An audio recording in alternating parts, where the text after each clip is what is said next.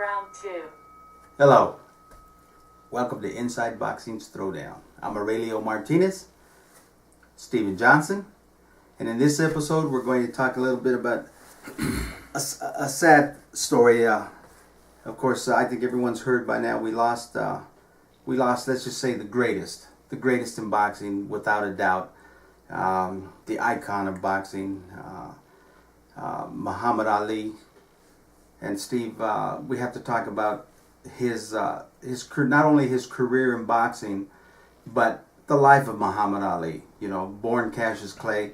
Not only did he have an impact on people in the ring, but just outside of life with his political views, his stance he's taken, and it was honored to be part of his whole career and his whole lifetime. Let's talk about Muhammad Ali. Yeah, well, you know, first right off the bat, you see my shirt here, in memories and commemorating the passing of the greatest, without question, regardless of what anybody else thinks. We all know who the greatest is, and that encompasses everything. Muhammad Ali's life was an open book, pretty much, you know. Let's first of all talk about what he passed away from, Aurelio. He died of septic shock.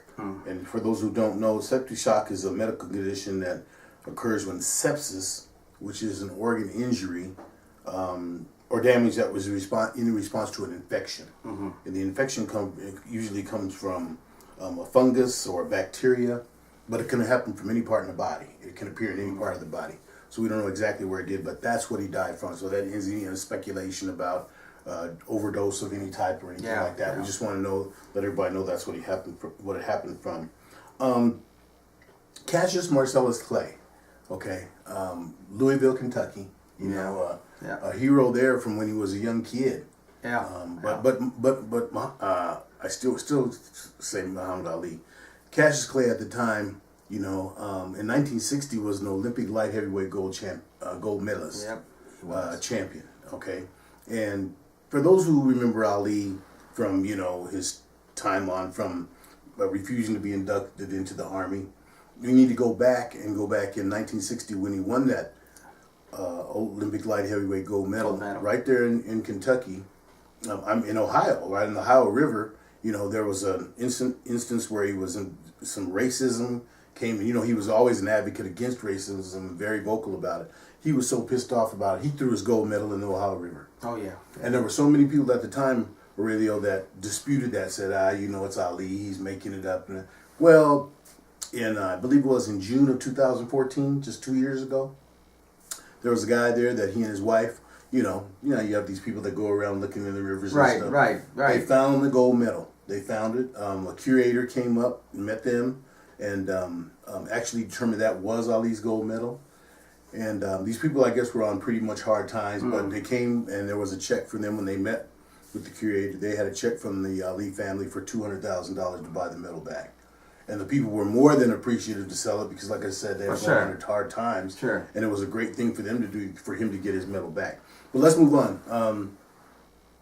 Ali, you know, as we remember, most people remember him for refusing his induction because of his political belief. He had changed his name from Cassius Marcellus Clay to Muhammad Ali because of his allegiance to the Nation of Islam. And he was a Muslim, okay? And at the time, you remember, the controversy was so much about him doing that, being a black man doing that. But what it really was is that, you remember at that time, he was dominating the heavyweight division. There was no question that he was dominating. And he gave up money. His fame is something he never, you know, was always going to be there, but the fortune. Exactly. He gave all, and that was 3 years worth that he gave up. You know, finally the government relented and allowed him, because of his religious beliefs, not to have to go into the U.S. Army. Well, you know, I remember that time, and I remember him saying something to the effect, the Chinese are my enemy, the Japanese are my enemy, these people are not my enemies, I'm not going to go kill innocent kids or something to that effect. Well, I still remember what he said. He said, those people never call me nigger. You know? Okay, yeah. And see, and you heard that so much when he... I didn't want to say that, No, I'm going to say it because that was one of the things that he said. They never called me that. And that was one of his stances, that probably even if he wasn't a Muslim, he probably wouldn't have gone. No. I mean, just his affiliation with the Nation of Islam, promoted that even more. But as you said, and the only reason I had to interrupt is because as a young black kid growing up, okay, Muhammad Ali, at that time, remember when I was a young kid, I was only 7, 8 years old. Yeah. But at that time, I remember even then, man, we had Huey P. Newton and H. Rap Brown. We had the Black Panthers. We had Dr. Martin Luther King. We had Charlie Sifford, the black golfer. Oh. Here's another guy. A lot of people don't remember the name Charlie Sifford, but he was very vocal about racism. Jackie Robinson, being the first black man into the Major League Baseball. These are guys who, didn't shy away from what was going on behind the scenes. You couldn't in that. Well, some did, and some continued. Because at that time, regardless of what side of the fence you were on, you're living it. You were living it. And that's what the young folks nowadays won't understand, because now they use that N word very loosely, like it's cool. And I've always had a problem with it, but I think that's just the era that I grew up in. You just don't degrade something, just like my heritage being Indian. I have a problem with the Redskins using that name, Redskins. But you tend to just, today's society is different now. Today's society is different now. You got white girls and white teenagers, men and boys and Mexicans and everything, and that's all they do is talk about the N word. It's like a common vocabulary to be cool. Not realizing what they're saying, but anyone our age, that lived the struggles, you just shake your head. You hit the nail right on the head, man. Yeah. You just, for our age, anyone's our age that lived it, we know exactly what was going on. And Ali, like I said, took a stance, and I'm happy to say that most of the world appreciated him taking that stance. Over the years, he gained more notoriety if he came back. And then to come back from 3 years off, get back into the fray in the heavyweight division and dominate again. Now let's talk about his boxing, because we have a few minutes left. Well, before we do that, let me say a couple of things.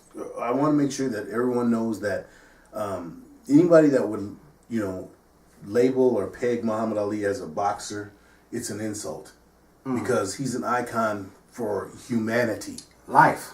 That's right. He's an icon for humanity, and he did so much. And like I said, I'll say it again. And I want everyone to understand that as a young black man growing up, and as a grandfather and a black man, there's nothing like having somebody that stands up for what is right. I mentioned a few names, but we have Jim Brown, football legend, guys that just very vocal about what's going on as far as being black and in the world. Okay, and I will never let that go down. But now I'll let you talk more about his boxing career. Well, I just, you have to talk about Muhammad Ali in the ring. Yes. Muhammad Ali in the ring was one of these guys that he was the mouth. He was a mouth, and Louisville lip. And I'll tell you what, he had no problem in flapping them lips. Okay, and he would degrade his opponents, and he'd get it under their skin so bad that when fight time came, boy, he'd just have a ball in the ring, and you know what, he'd back it up, and he knew he can back it up. Yeah. I mean, even big boy George Foreman, I remember that. Nobody could get in the ring with Foreman. Foreman was too big. He was too strong. Yeah. He was knocking people out just because of his size and because of his brutal strength. I mean, George Foreman was one heck of a guy. Well, Ali went in there and he told the world before the fight, this guy can't knock me out. I'm gonna let him hit me. He's gonna fall for the old famous the rope-a-dope. The rope-a-dope. And he sure did. I'm gonna tell you what, he didn't have to knock out Foreman. Foreman was foul by on his own. Well, he was so exhausted and dehydrated, he was gonna die from being tired. They had to take him to the hospital to get him rehydrated because he threw a punch and was knocked out himself. I mean, but then you go back in the Acorn. Remember Ernie the Acorn? Shavers. Ernie Shavers, another power hitter, another Yes, guy that would knock everyone out. Ernie Shavers, the Acorn, and then you can't forget. Okay, a minute left. Yep. You can't forget the Gorilla. The Gorilla. Oh man. And then I remember him saying this about somebody else where he says, "Oh no, America can't have him as a too ugly. He's too ugly. He's too ugly." Hey man, he would just put it on people all the time, But let me say this: I want to give. There's so many quotes from Ali, so many of them that resonate, that are hilarious, humorous. But let me tell you the one two that really resonate with me. The first one is he says, "God's got me here for something." He said, "I can feel it. I was born for everything that I'm doing now." Whew. Heavy. And you know what? He's always going to live, because by his own quote, he says something to the effect of, "You're not done living as long as people are talking about you." Yeah. Something to that effect. And you know what? Muhammad Ali, they'll talk about him from here on out. And also, he said, "Friendship is the hardest thing in the world to explain. It's not something you learn in school. But if you haven't learned the meaning of friendship, you really haven't learned anything." See, this is the thing that, one of the things I'll always remember. And one funny story real quick before I got to tell you this. Our boy Theory Smith, Prince T. Oh, Damon, you're going to love this one because you remember this one, Damon. I'll never forget when Ali was here and Theory was one of his biggest fans, and they were together. And Theory came by my house afterwards and he told me, he said, and this is going to crack you up too, man, I never told you this one. He came by the house, but Damon, you remember this. He came by my house and he said, "Man, you ain't going to believe this dude Ali." And I said, "What about him?" He said, "Man, that dude's hitting on my wife right in front of me." And Ali was known for that. Pretty women, sometimes he'd interrupt whatever he was doing to acknowledge pretty women. And Theory's wife, Diana, she was a lovely lady, man. No she was a very pretty lady. Yeah. Yes. But Theory said, "Man, he's hitting on my wife right in front of me. You don't even care." We go out, to eat. Went to Tante Louise and had the Lifetime Diana. And we'd go out, and me and my wife and him, I had to kind of look at Theory this way, because she was just too pretty, man. She was just too pretty. I mean, it's just, but man, rest his soul, Yes, sir. Theory Smith, we lost him a few years ago, and look at all the people that now Ali's up there with, trading barbs with. He's got Theory, he's up there with everybody, There's only a few of the guys that are left here. That have that old time legacy, but man, what a great man, what an icon for, like I said, not only for the sport of boxing, but for humanity. Good. We're going to leave you with that, with our Muhammad Ali, a man that is gone now, but will never be forgotten. Never. Yeah. All right. Till our next episode, guys, keep them hands up. Keep them up, baby.